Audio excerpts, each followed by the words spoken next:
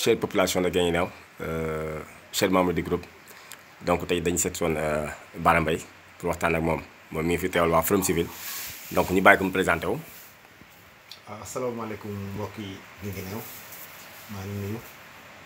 Cheikh bi tam maa lay nuyu bu baax man la Bara Mbaye di coordonnateur de section départementale bu Forum Civil fii si Guinguinéo. donc monsieur le coordonnateur donc gis nañu aussi yéen a ngi woote benn combat boo xam ne yéen a ngi koy mëne di ci woo aussi population bi yëpp muy li nga xam ne pétition bi xam ne yéen a ngi koy préparé bon déjà pétition bi mi ngi nii bu ko nit ñi xoolee sax parce que fiche yi dugal nañu ko fu ne donc mi ngi ci net bi gars yi ngi koy partagé ci groupe bi donc pour wax ne initiative bi presque xalaatu ñëpp ko rafetlu daal donc ñu bëggoon aussi nga wax ñu ci pétition bi ban ci si gën waaw maa lay remercier bu baax vraiment yow tamit rafetlu sa liggéey pétition bi ñun dañuy seetlu ne depuis 2008 dañ def Guinguinéo département boo xam ne dañ ko wax ne département nii rek mais au fond dara amul surtout encore ñoo xam ne dañuy rattaché Kaolack ñu kontaan si lool ndax Guinguinéo dañ naan ne ma fàttali wuti kay lii Kaolack rek ngay yem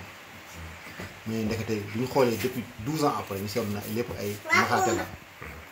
donc si loolu moo tax nag ñu jóg parce que boo xoolee département boo xam ne war a waxal amul benn infrastructure lépp li ànd ak département amu si amul benn loo xam ne nii ànd ak département donc sama daal c'est un département que de nom si loolu nag si la ñu jógee vraiment pour laaj li nga xam ne ñun ñoo ko moom li nga xam ne dañ ko yellool mooy lépp ñu war a am ñu jox ñu ko mel ni suñu yeneen moroom département yi nekk ci Sénégal gi yëpp moo tax nag ñu yëkkati pétition bi teg ko ci loxo doomu Guinguinéo yëpp nag wax leen ne ñoom ñoo ko moom vraiment nañ jóg jàpp si bu baax a baax pour li ñu soxla ñu am ko. donc pétition bi nan ngeen ko fas yéene yaatalee pour ñëpp jot ci aussi. waaw d'abord xam nga pétition moom loo xam ne day nekk volonté populaire mooy li ñu bëgg mooy population bi ñoom ñoo ko moom population bi ko moom population bi ñoo ko war a jël def ko seen moomeel. parce que ñun li ñu mën rek mooy commencer combat bi. teg ko ci loxo yi la population la ñëpp xam ne ñoo ko ñëpp ànd signé ko bu ñu demee ba am signature bi bëri loolu force boo xam ne la fu ñu ko présenté dinañ xam ne la Guinguinéo de vraiment jóg nañ pour laaj seeni yelleef. moo tax ñu teg ko ci loxol population bi yëpp. donc mesure d'accompagnement yi lan tey loolu ci mën a cité loo xam ne. waaw moo ngeen réclamé aussi. waaw bon li ñuy réclamé mooy Guinguinéo amul trésor public. Guinguinéo amul tribunal. Guinguinéo amul service des impôts lépp loo xam ne lépp lu war a ànd ak département amu ko. ensuite même les services yi nga xam ne ñoom ñoo ngi fi mooy service des sports service de l'élevage yi fi nekk dara yooyu sax ay kër jàmbur lañ leen luweel ñu ne fa di fay pour mun def seeni liggéey te c'est pas normal yëpp dafa war a am lépp ñu fi nekk ba ci préfecture ba ci conseil départemental ñoom ñëpp ay kër jàmbur lañ leen jox ñu luwe ko di fa defee seen liggéey te loolu nag c'est pas normal. li ñu war a mooy ñoo créé département dafa am ñu war a àndal dañu war a tabaxal leen seeni service préfecture ñu ne fii mooy préfecture Guinguinéo fii mooy conseil départemental Guinguinéo fii mooy service du trésor Guinguinéo ñu xam ko parce que luy kër jam aussi nekkul loo xam ne dafay wéy encore loolu dafay cher si état donc tabaxal leen seen bâtiment loolu moo ñu gënal surtout encore bëgg nañ tamit léegi nag comme ni ñu waxee noonu d'abord on a saisi les partis politiques képp fi nekk par politique wax na ñoom pour jox leen ñu jàpp si combat bi wax nañ ko les organisations teg ci kaw nag organisation ànd defar Guinguinéo nga xam moom lañ si jiital parce que ñoom aussi dañu am organisation bu am solo ci dëkk bi donc lépp loo xam ne daal toutes les forces vives de Guinguinéo ñu ngi leen si woo di leen ci wax pour ñu jàpp si combat bi. waaw donc aussi comme ni nga parce que est-ce que mën nga gën a leeral parce que Forum Civil aussi taxawaayam ci bi dëkk parce que des fois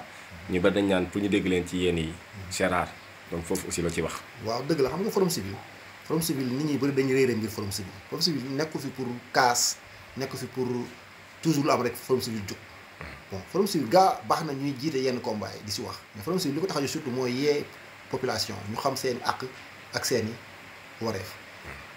bis topp mooy xeex ger Forum Civil ñaari mission yooyu la Forum Civil am mooy xeex ger lutter contre la corruption ni joxe ak surtout éveiller la conscience nit ñi ku ne xam man mii en tant que citoyen lii laa war a def mais lii aussi sama yelleef dañ ma kaa war a jox ñaari ma rôle Forum Civil moo tax nag yenn combat yi Forum Civil dañ ci dugg mais ni ñuy defar dañuy réeré mbir dañ foog lu am rek Forum Civil war na jóg parce que dëgg la gaaw war nañ jub aussi dañ bokk ci dëkk bi mais surtout ñun li ñu gën a intéressé mooy nit ñi di yeewu ku ne xam li sa àq nga laaj ko li nga war a aussi li nga war a defar sa réew nga def ko pare li sa àq nga di ko laaj toujours loolu mooy surtout mooy liggéeyu Forum Civil ak encore en plus xeex corruption bi. donc combat bi ngeen woote nii pour pétition bi est-ce que amu leen benn date boo xam ne mooy maximum ci ngeen limité ne bëgg ngeen ramasser feuilles yi. waaw dañ joxoon daal délai wu 1 mois pour pétition yi mat bëggoon nañ daal au plus tard d'ici le 15 janvier ñu dajale pétition yi yëpp yóbbul ko autorité bi ensuite bëgg na aussi après bu ñu bàyyee les rassemblements là bëgg nañ dajale ñëpp ñu signé woon aussi bëgg nañ ñu daje aussi seet yan nu ñuy mënee combat bi encore pour mu gën a parce que pétition dong doyul pétition bi baax na wax nañ daal d'ici 1 mois bu ñu dajalee lépp li ñu am ñu yóbbu pare nag dinañu woowaat ñëpp ñi nga xam ne ñoo ko signé woon ñu dajewaat seet na la ñuy def pour continuer combat aussi xam naa nee naa du combat wu Forum Civil combat wu ñëpp la donc ku si am xam-xam ku si am proposition boo mun def ak loo xalaat bu rafet rek mën nga ko indi ñu xool nan lañ def daal ba liñ bëgg ñu bokk ko am. donc kàddu gu mujj gi. kàddu gu mujj mooy di defal d'abord yow di la gërëm gis sa liggéey bi ngay def ci dëkk bi vraiment ñëpp di ko rafetlu di la si ñaaral bu baax mais tamit di woo population Guinguinéo nee na ñu jàpp si combat bi forum pétition bi encore une fois du pétition Forum Civil pétition askanu Guinguinéo la déet rek ñun dañ ko commencé il faut toujours am kenn ko commencé mais liñ commencé nga teg ci loxol population bi ñu jàpp si xam ni Guinguinéo ñun ñoo ko bokk Guinguinéo bu jëmee kanam ñun ñëpp la jëmal kanam donc loolu la ñuy wax ne mooy na si ñëpp jàpp aussi ñun ñëpp signé ko tamit te xam ni lii du dara signature am na xam dañu xaw a ragal si signature mais du dara lii mu wane ne rek man bëgg naa sama dëkk jëm kanam bëgg naa ku ne bëgg nga sa dëkk bi nga tudd boole ko ci dëkk yi nekk si kanam loolu tax ñu koy signé rek